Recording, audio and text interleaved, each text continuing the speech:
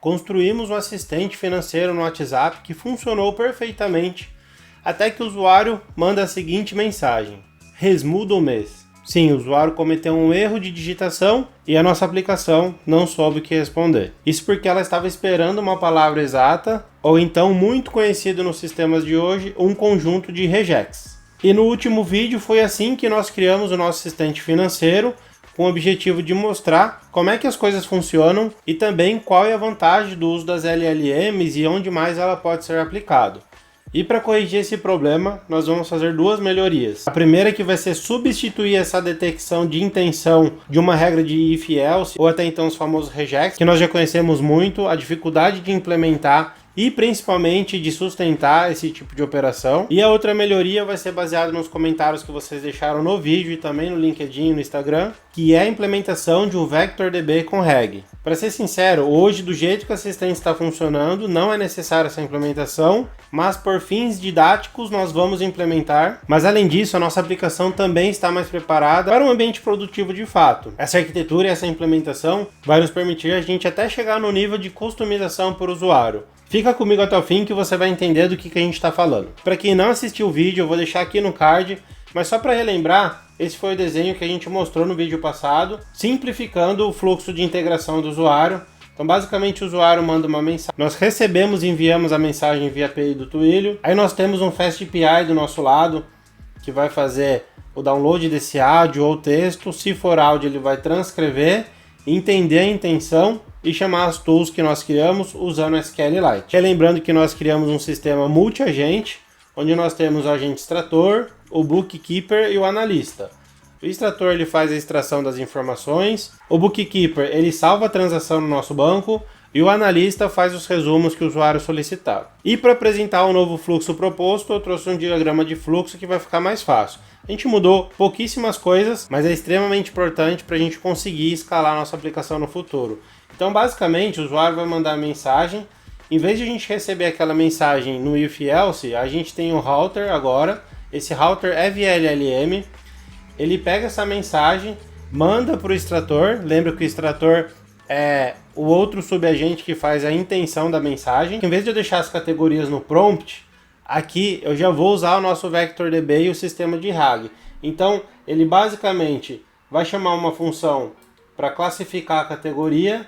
Essa função vai bater lá na nossa RAG, vai entender qual que é a categoria dessa mensagem, vai retornar e depois o extrator ele vai enviar essa informação para o nosso agente chamado bookkeeper. O bookkeeper vai pegar essas informações, qual que foi a intenção, qual que foi o valor do gasto, qual que foi a categoria e vai salvar na nossa base de dados, que agora vai ser um DynamoDB. Agora vem a parte mais importante da nossa reg, que são os embeddings. Para quem não conhece, os embeddings é uma forma de a gente transformar os textos em vetores, texto em um vetor numérico. Com esse vetor de números, as palavras e intenções parecidas ficam próximas. Isso faz com que a LLM identifique a intenção, mesmo se usar palavras diferentes, ou até se errar a palavra, diferente de uma regex, que faz uma busca específica numa palavra ou numa substring de um texto. E para os especialistas que estão vendo esse vídeo, me desculpem essa explicação, eu só tentei trazer de forma simples e prática para quem não tem conhecimento nenhum do que são os embeddings. Eu trouxe um exemplo numa apresentação para ficar mais fácil. Então cada frase ela vira um ponto no mapa do significado. Então, por exemplo, a gente associa lá transporte como Uber, 99, corrida, gasolina, enfim, a gente cria esse mapa de transporte.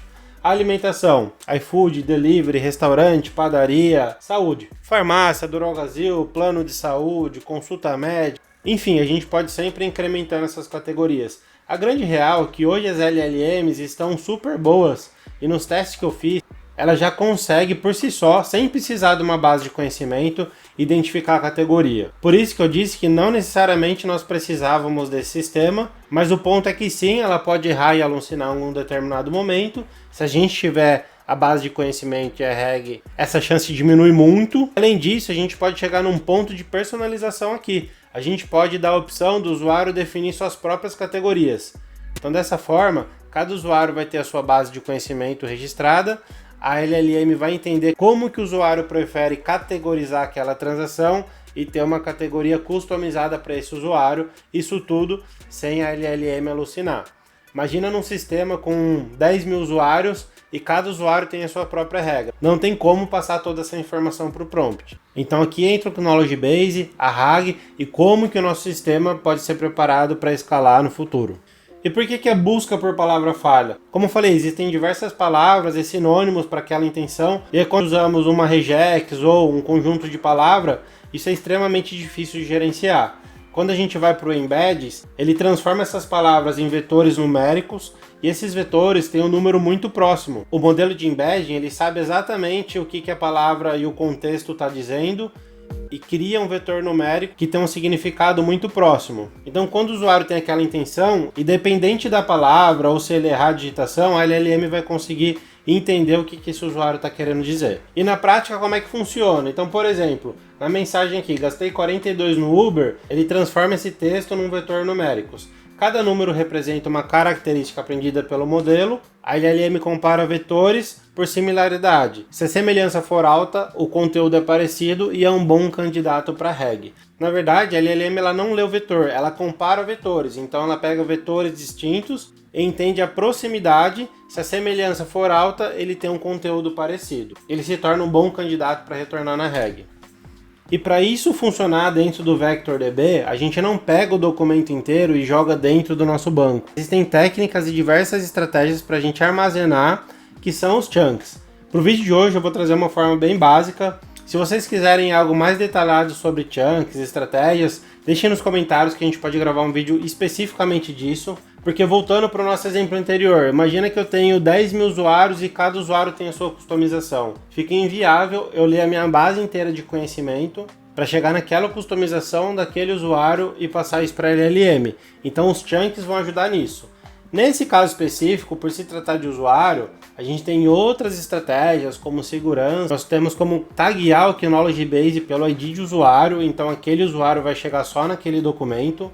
É uma estratégia de segurança nesse caso, mas também ele vai ajudar na questão de buscas por documentos. Mas imagina que se não fosse uma questão de segurança, mas sim uma característica que a gente tem uma base gigante, ia ficar inviável a LLM ler tudo. Então com isso a gente quebra em chunks. Pelo chunk a RAG vai trazer o conteúdo que faça mais sentido para aquela busca, baseado na similaridade dos vetores. E como eu falei, nós não vamos nos aprofundar em chunks, mas uma regra básica que funciona bem é você manter os chunks ali entre 300 e 800 caracteres e manter um overlap. Por que o overlap é importante? Porque se a gente não manter o overlap, pode ser que no meio de um parágrafo ou no meio de uma regra, o texto divide em dois. E a LLM vai perder o contexto. Vai perder informações importantes para ela poder trazer o vetor. Então quando você tem um overlap, você tem o chunk A, por exemplo, e o chunk B, e você tem um overlap entre os dois. Nesse overlap, na hora de trazer a informação, a gente não perde esse contexto. Que de forma bem simples, o trecho gruda e a gente tem esse contexto dentro da nossa RAG. E de forma resumida, como que vai funcionar então o nosso sistema? A gente vai fazer a ingestão do nosso Knowledge Base dentro de chunks. Para isso, nós vamos utilizar o Titan Embed da própria AWS. O Titan vai ser responsável por fazer esses embeds, indexar no OpenSearch, e toda vez que o usuário registrar um gasto, o modelo vai fazer o embedding dessa consulta, bater na RAG, comparar com os top chunk do nosso VectorDB, nesse caso o OpenSearch, e vai retornar a categoria parecida com aquele vetor. Com isso, toda vez que o agente for salvar uma transação, a categoria vai ser preenchida na base de conhecimento, em vez de deixar isso tudo no prompt, deixar um prompt muito pesado e também correr o risco de ter alucinação. E por último, uma dica super importante, uma dúvida que eu tive, então quis trazer para vocês,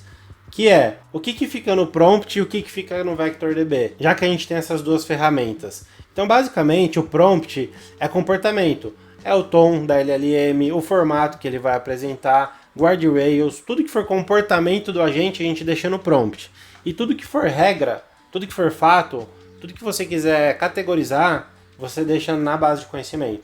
Então, categorias, mercados, comandos. Inclusive, você pode ir incrementando essa lista de categorias sem mexer no seu código fonte original. Você só incrementa a base de conhecimento, sobe no VectorDB, que a LLM vai estar pronta para isso. Como eu falei, a gente pode evoluir a nossa aplicação, fazer customizações de categorias por usuário. Então, basicamente, o usuário cria a customização dele, a gente sobe esse VectorDB, coloca tags, toda vez que a LLM for salvar o dado desse usuário, ele vai bater na tag dele, vai pegar a categoria dele e vai ter sua categoria customizada. Então aqui eu tentei trazer de forma simples e prática como que funciona o VectorDB, o que são os embeddings, como que a reg funciona e como que é o comportamento do agente, né, da LLM, utilizando a reg e também o prompt. E bora para o código, vamos entender então na prática como é que funciona. Aqui eu criei um diretório com alguns arquivos em Markdown, categorias, comandos e mercados. Então nas categorias a gente está classificando, né, quais são as regras. Então, por exemplo, alimentação, iFood, Rappi, Uber Eats, Delivery, alimentação. Restaurante, lanchonete, pizzaria, hamburgueria, alimentação. E a gente vai criando uma lista, bem simples, tá vendo? Qualquer pessoa, sem nenhum conhecimento de tecnologia, pode preencher e incrementar essa lista. O commands eu deixei pronto para uma evolução no futuro, nós não vamos utilizar isso agora. E os comércios aqui podem ajudar também. Hoje as LLMs estão super inteligentes, super bem treinadas, têm muito conhecimento. Então quando a gente coloca comércios famosos, né? Então o próprio iFood, Starbucks, coisas desse tipo, a LLM provavelmente vai entender, vai saber categorizar. Porém, se a gente colocar um comércio que acabou de abrir, um comércio local, que não tenha muito registro, a LLM não vai saber o que é.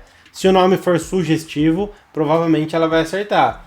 Mas se o nome não tiver muita relação, ela corre risco de errar ou de até mesmo alucinar. Então por isso eu achei importante trazer uma lista de comércios aqui na base de conhecimento também. E no código, basicamente, a gente criou mais dois serviços, o reg ingest e o reg retrieve. Como eu falei, o código está simples, ele vai ler esses arquivos da nossa base de conhecimento e vai salvar lá no OpenSearch. Eu não quero passar linha por linha do código nesse vídeo, eu acho que esse vídeo é um vídeo mais de arquitetura, mais de caso de uso, então eu só estou abrindo os arquivos para vocês verem como é que está funcionando. Mas então a gente vai fazer a ingestão dessa base de conhecimento lá no nosso OpenSearch. É só rodar esse script Python, ingest kb.py. Ele demora um pouquinho, porque lembra que eu falei que para fins de laboratório eu estou rodando essa aplicação toda local, mas tudo que for de IA, todos os serviços de IA que a AWS tem, a gente está rodando lá, mais o DynamoDB.